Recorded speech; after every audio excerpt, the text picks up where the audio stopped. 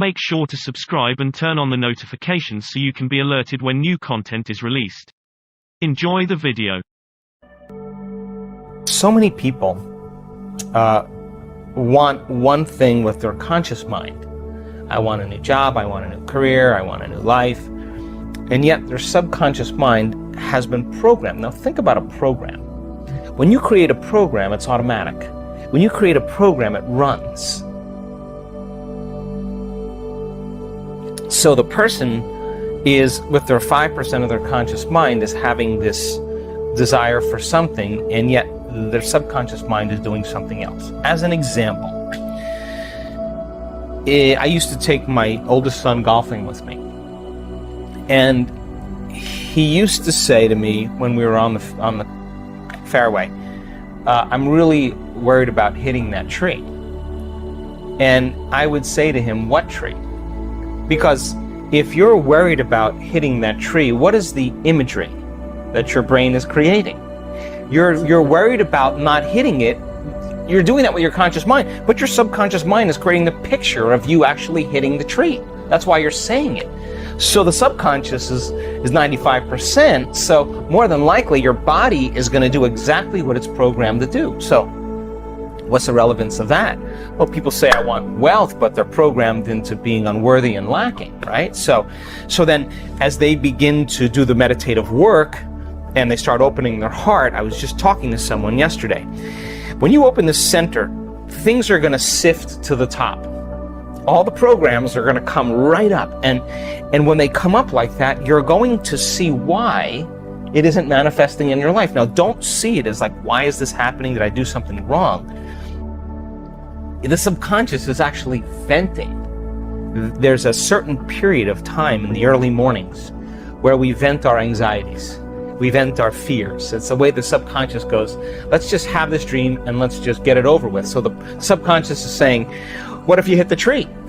What if you're actually going to hit the tree? You're going to hit the tree because that's exactly the imagery you have when you're trying to create something. You're saying, I really want this because I'm really afraid of dying. I'm really afraid of failure. I'm really afraid of rejection, right? So the person is subconsciously and unconsciously creating the imagery that's actually being revealed to them. So how do we change that? Well, really simple.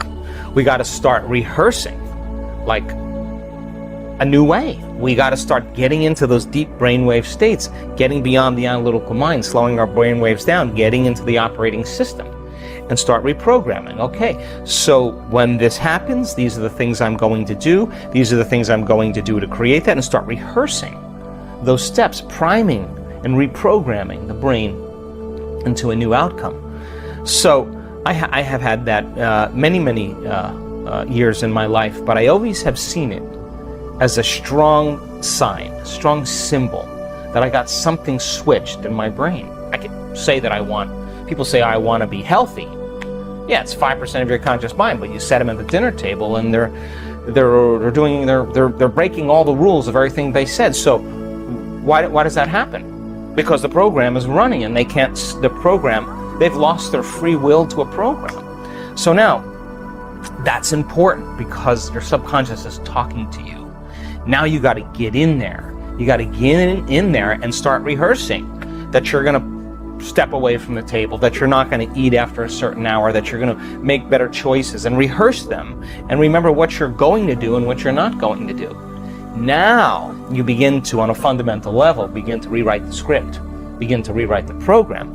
And over time, if you make one or two new choices and restrain some old choices, you'll tend to make more better choices after you make a few, because you'll start feeling the satisfaction of your efforts.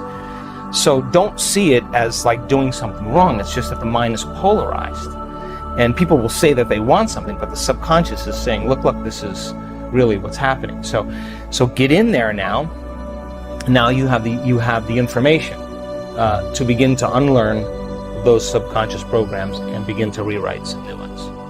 There's many people who are at different levels and making different strides in overcoming their health condition. Now, treating with pharmaceuticals or nutraceuticals or treating with external substances to help the body to move back into homeostasis and balance is an assistance, so that the person then can navigate in their life when their stress happens and their body moves out of balance, or they need a substance to keep their blood sugar in order or to keep their brain chemistry balanced.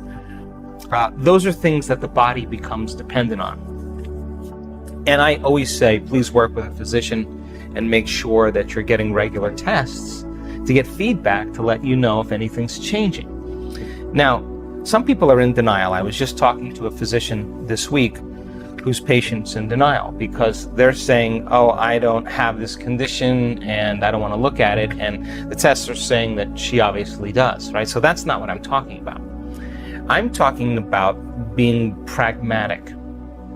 So if you have diabetes, as an example, or you have chronic pain and you've used those drugs to help diminish the pain, your body becomes dependent on that because you're in the same chemical state. So then as you begin to do the work and you begin to change the neurocircuitry, the neurochemistry, the hormones, the energy, and even your genetic expression, as you start changing that, the body goes into flux. There's a reorganization that takes place for a period of time because now you're no longer in the same neurochemical state. So when that occurs, you start noticing that you have new symptoms, or you start noticing that you don't feel well from your medication, or you have an incident, a profound inner event that raises you to a new level of consciousness that you now know on some level you're beginning to heal. We see this all the time.